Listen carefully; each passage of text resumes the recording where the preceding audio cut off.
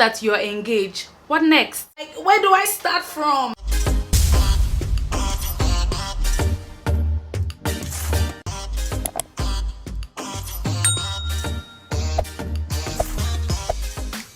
Hello guys, welcome back to my channel. My name is Lade and I'm a travel and lifestyle blogger and vlogger based here in Lagos State, Nigeria. I hope you are doing well today. Please do not forget to subscribe to my channel and also click on the bell notification so you're always reminded anytime I have a banging new video, okay? I can't do like this too much because I'm wearing my robe and I've tightened it so it's off shoulder and I really can't move, but we move. So now that you're engaged, what next? And that's what I'm going to be covering in today's video. I'm going to be giving you tips and tricks on steps to take after your big surprise proposal and engagement and all of that good stuff. So please continue watching. I want to first of all say that I understand how you feel. I was in your shoes last year. I got engaged March 8th last year, just right before the pandemic. So I get it. I get your grouse. And as a firstborn daughter, I didn't have sisters that got married. Even my cousins were all very distant and I wasn't really part of their planning process. And it can be quite overwhelming if you do not know what to do. You're like, where do I start from? This video is for you. So the first thing you want to do after you get engaged is to live in the moment. There is no need for rush. Nobody should rush you. Nobody should disturb you. Nobody should say anything. Like, just live in the moment. Remember how the engagements make you feel and actually feel it. If you need to take a month to yourself, 2 weeks, 3 weeks to yourself before you finally broadcast the engagement, that is fine. Just tell everyone who was part of the engagement that you do not want to broadcast it at this moment and they should give you some privacy and some time. You will let them know when to post those cute pictures that they have of you. So let them know, take in the moment, live the moment, do not be rushed. Nobody's rushing you. This life, just live it in the moment. If you want to take some time to do 10 billion TikTok videos, that's okay. Enjoy it. It's your engagement. If you want to be walking around like this, it's okay by me, it's okay by you, it's okay by the world. And even when you've announced it, you can still take your time. When people start to ask you questions like, oh my god, when is the wedding going to be? Oh my god, we can't wait for the wedding. Oh my god, when is the wedding going to be? Oh my god, when is the wedding going to be? just tell them that you will let them know when it is. You will send them a card. That's a very nice way of telling them to mind their business and keep quiet, because is it their engagement? No. The second thing to do after you've taken all the time you need in the world is to start making like a dream wedding plan or like a dream list. It doesn't have to be anything technical. It could be as simple as saving, posts that you see on Bella Naija or any of these wedding pages, saving them into a folder on your Instagram. It is very, very simple. You sincerely do not need to have like a book and have drawings. No, you don't need to have that. You don't need to have a scrapbook. Just find a place where you can always, even your notes can save pictures and everything. I remember that I started saving like traditional wedding looks and all that on my notes on my phone, and I also had a folder on Instagram. Just basically think of what you would like at your wedding. Would you like snow falling? Would you like to come out of a boat? Do you want to have like a beach wedding, a destination wedding? Just start thinking about all these things, and if you see pictures and everything that can aid all of these thinking into manifestation, save it in an Instagram folder, save it in your notes, take a screenshot of it and have a folder of pictures on your phone. Just start to calculate in your mind how you want your wedding to be. It is yours, okay? Even though family we have an input, but I mean, that's another thing. That's another video on its own.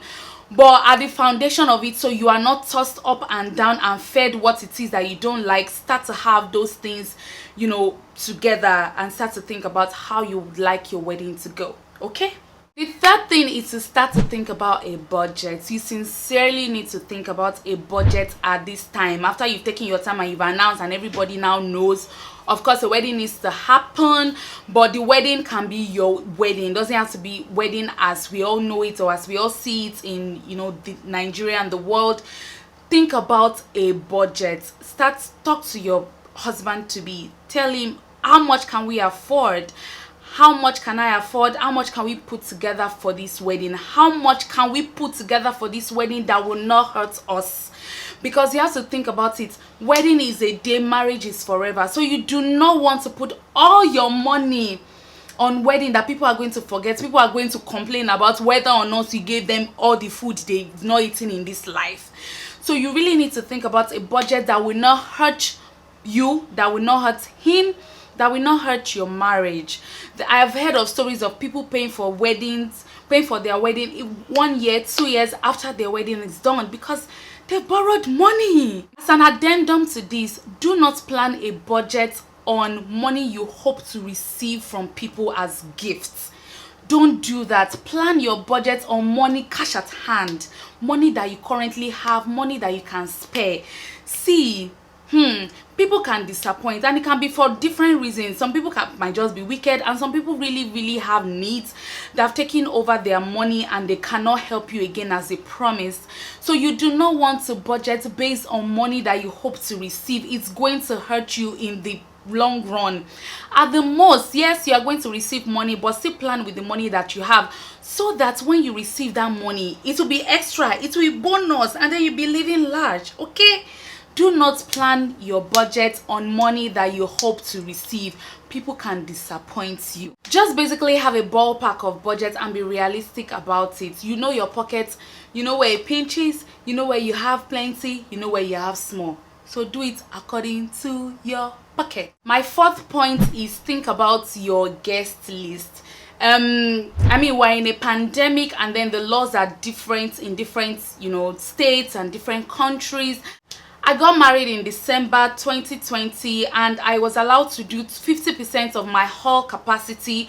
My hall capacity was 500, and I made my guest list 200 because I know that the extra 50 will come from the people, the mogbomoyas that don't hear word and want to just come into your wedding. So I made an allowance for 50 more people, even though I made my guest list 200. Now, some places is 50. We might be out of the pandemic, when you are planning your wedding. It doesn't matter. Just basically plan your guest list and actually write them out. Plan your guest list according to your budget. Plan your guest list according to the law of the land where you are currently based. If you can only afford to have 50 people who genuinely care about your wedding, who genuinely care about your happiness at your wedding, that's okay. We are past the time of everybody, oh yeah, come, oh wedding. If you do not have a card, you cannot enter. Thanks and God bless. The fifth point is get a wedding planner, and this is also dependent on your budget. So you see why you need to have settled budgets earlier. The use of a wedding planner is basically to make your life easy. Now, there are wedding planners that are affordable and there are ones that are very expensive. All is dependent on your budget. And also take recommendations from people who have used this wedding planner. Take recommendations, let's say from their Instagram pages, of people that are really genuine, and use that to pick a wedding planner.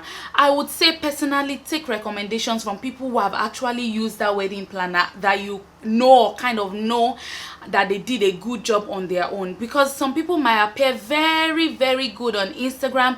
Yes, they've done all the big weddings, but their service is very bad, and there is nothing worse than paying for a service you could have done yourself and then be more stressed on top of it. You want a wedding planner that is on the same page as you, budget wise, dream wise, everything wise. Your wedding planner does not have to be expensive. You just need to get value from that wedding planner. If you can afford a particular amount, that's the amount you can afford, so get that person. Okay, don't get a wedding planner that you'll be looking for on your wedding day, because there are some like that. Yes, and yes. There are some that do not care about your wedding. There are some that will book 4 events on that same day that you are doing your wedding and will not put all of their heart into your wedding. You need to be very careful about the wedding planner that you get. I mean, in your planning process and all that, just mentally start writing down or jotting down wedding planners.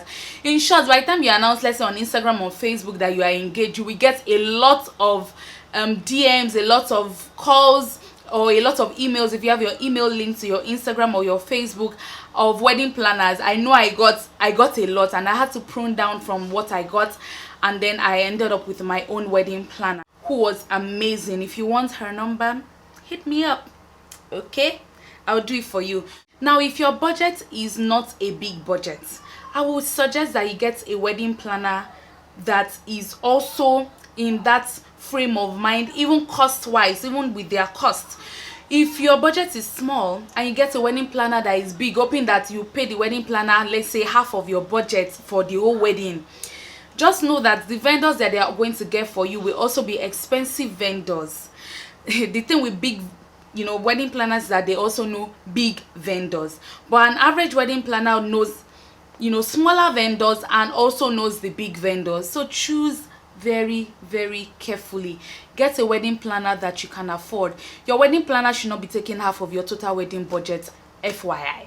So now that you've gotten a wedding planner, you can continue planning that dream wedding, which brings me to my last and final point for this video. See, this is important. It is important because the wedding is okay, the wedding is one day, but marriage is the focus, and marriage is forever. Pray. That is my last point. Pray not only for the wedding, pray for the marriage. Pray that your marriage shall be a blessing. You'll receive love, joy, peace, and everything good from your wedding. See, I'm not saying that every minute you're praying, anytime like it comes to your mind, pray. When you pray in the morning, pray. Whether pray for the wedding, that everything will go smoothly, that everything will go well, but also pray for your marriage. It is very important. We live in a time where marriages are collapsing, and man proposes, God disposes. We all know that saying. So put everything in the hands of God and pray that everything will run smoothly, both for the wedding and for the marriage. It is very, very important. So that's it, guys. I hope you enjoyed this video. If you have any other topics that you would like me to focus on, please leave them in the comments below, and I'm going to start tackling all of these things small. I know in my introduction video, there was a question where somebody was just saying, oh my god, I don't even know how to plan an introduction. Maybe that will be my next video, I don't know. Just leave suggestions in the comment section of things that you want me to touch when it comes to planning a wedding, marriage, proposal, all these things. I'm a newbie. I just got into it.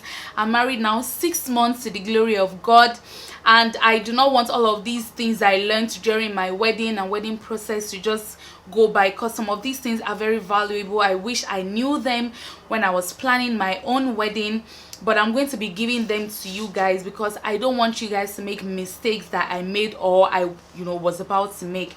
So thank you guys for watching today's video. Don't forget to subscribe to my channel. If you like this video, give it a thumbs up, and don't forget to click on the bell notification so you're always reminded anytime I have a banging new video.